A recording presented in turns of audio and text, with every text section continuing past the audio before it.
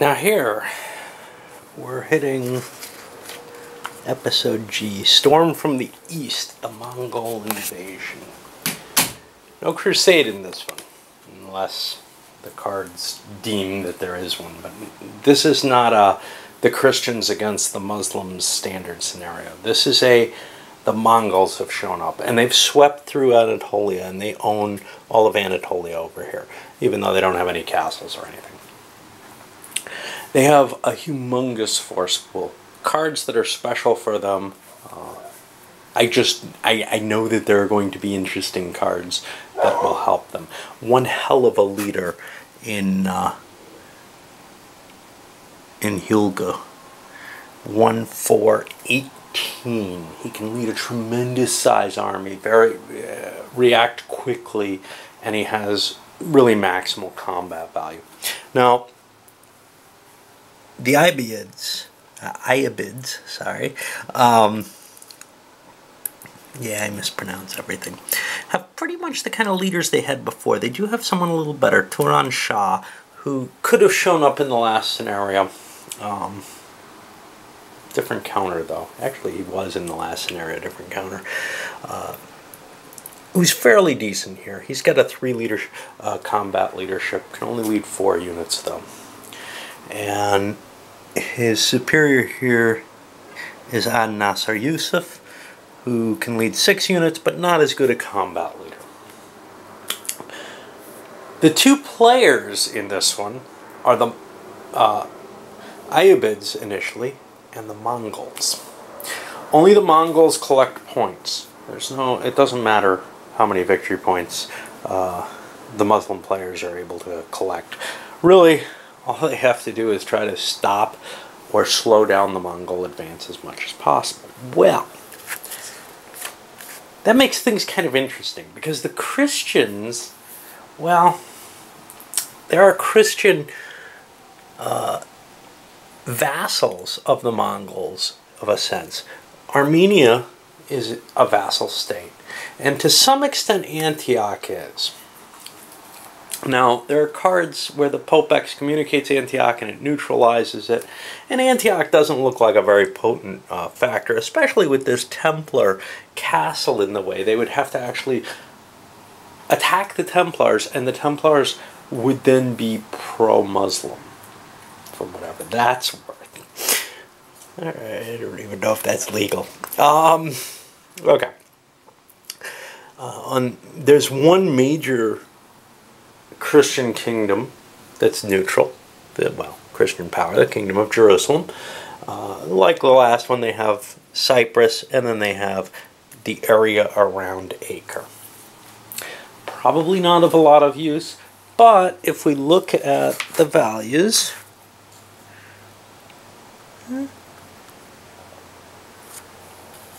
for this scenario, they're about equally. They could go either way. Armenia and Antioch are pretty much going to go pro-Mongol no matter what. What's kind of special here? Well, there's a neutral force in the sense of the Mamluks, and boy are they potent too. Let's look at their leader, 2-3-10. That's not bad at all. And then Byburs from the last scenario, if he had shown up, is very good, but a small force. He can pick off smaller Mongol forces. And the Mongols have a lot of leaders here. You can see, and very good units. Of course, here's the thing. The Mamluks have good units too. In fact, there's sort of this escalation in the value of units. The Ayyubids don't. They have their traditional 2-6 cav, and they don't seem to have tremendous leaders. But it's almost as though everything's been elevated combat-wise to make for a more mobile war, especially in the place of the Mamluks and the Mongols, which makes some sense. And yeah, that's a mainly cav army, of course, for the Mongols, but they do have a pile of infantry, which there's no advantage to that. The infantry just means that, well, they've got some troops that aren't as good at harassment techniques and movement, etc., as the Muslim units are. So victory conditions for this one, the Christian player has to pull 23 or more for a major victory, 18 or more for minor. 15 just gets them a draw, and then the Muslims need to limit them to 12, well, to 14 or 11. Now, the Christians start off with 6, which is going to cover the territories that are currently aligned. Of course, if Antioch goes neutral, they lose some victory points, and that's liable to happen. This is really just about the expansion of the Mongols. There's a problem with it, which is the Great Khan can die, and that'll withdraw significant forces of the Mongols. Likewise, there's special rules bringing the Mamluks in. If Aleppo and Damascus are captured, or Turan Shah and Al Nasser are dead or captured, the Mamluks come in. And the Mamluks, like I said, they're a potent force. They're not as big as the Mongols are at the height of their power, but they're enough historically to have defeated them after the withdrawal. And in a sense, this was the apogee of Mongol power here in the Near East. And in the West in general, to tell you the truth. They consolidate in the East, of course. But, yeah, we're going to see a totally different kind of game, I think, from what we've normally seen. First of all, 2 major cav armies smacking into each other once the Mamluks and Mongols come. Again, though, it looks to me like it's going to come to the card plays. There's a couple of options to try to control this. They say don't use the normal special cards, which brings them out. They say, well, one option is to reduce the death of the Khan, so it can't be on the first turn. And another one is to bid on when that card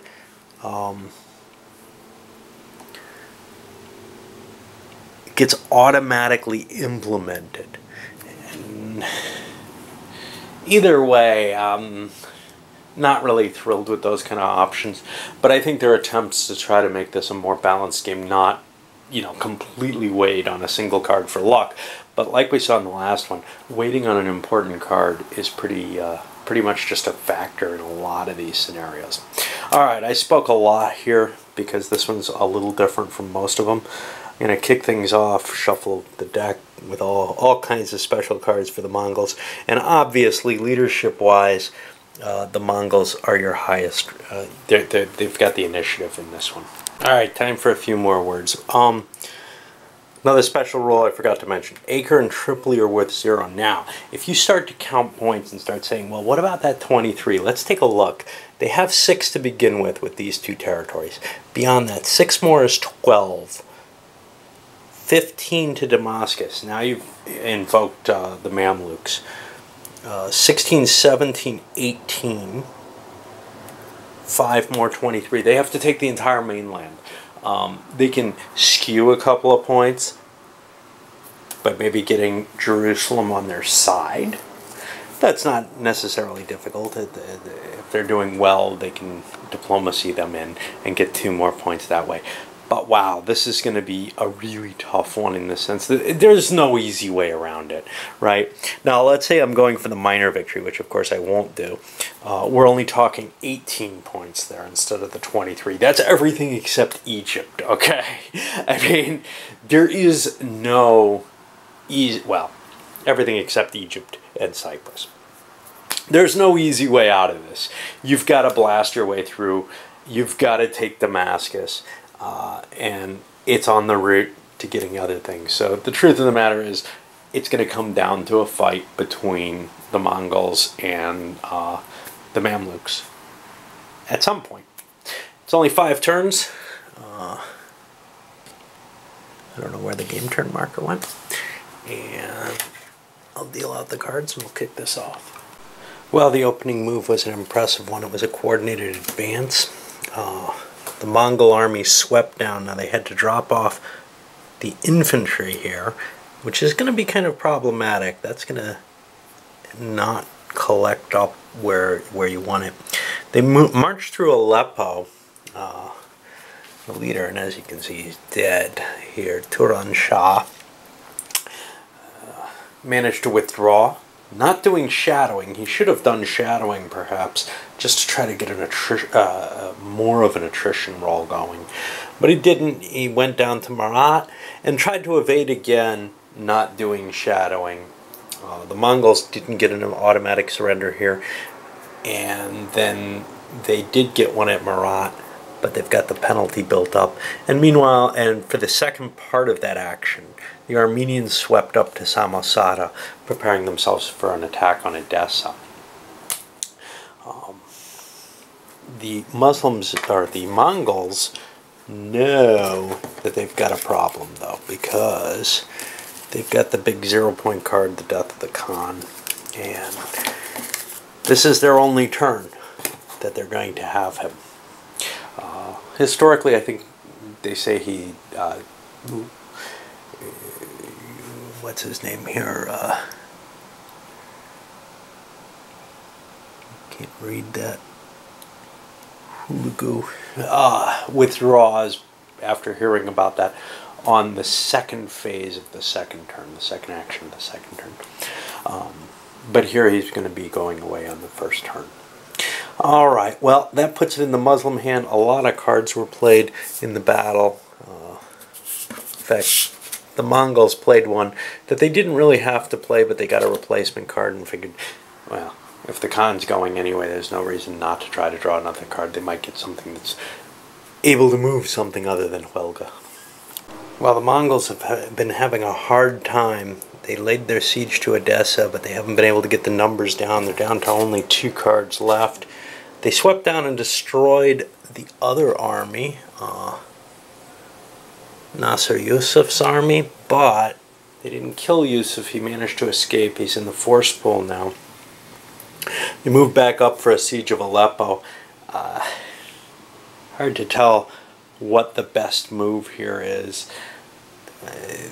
They kind of have to trigger this and move it in, because otherwise they're not going to have a leader to even possibly maintain that siege.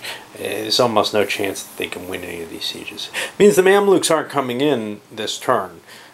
We get to play the Muslims. They really don't have anything left. But this is the best they can do, I think. And for whatever it's worth, that's the end of the turn there. We have very little gains by the Mongols, just this one castle. I got to make some checks to see if they demobilize. I'm not sure if they do, actually. They may not have to face that, in which case I shouldn't really have to play what I did. But it's not that big a deal. The Armenians certainly have a chance of running away, though. Yeah, Mongols are like Christians. They never, like Crusaders, they never demobilize. So that force is there. I didn't actually have to gather it for the siege, but there it is. Huelga and his forces have withdrawn from the game, and at this point I'm trying to think there's something else that's not in my mind. Oh, I wanted to see, does this card... No, it does not force a reshuffle. I wanted to check to see if the Huelga card forced a reshuffle. It does not. So, it's on to the next turn and mobilization.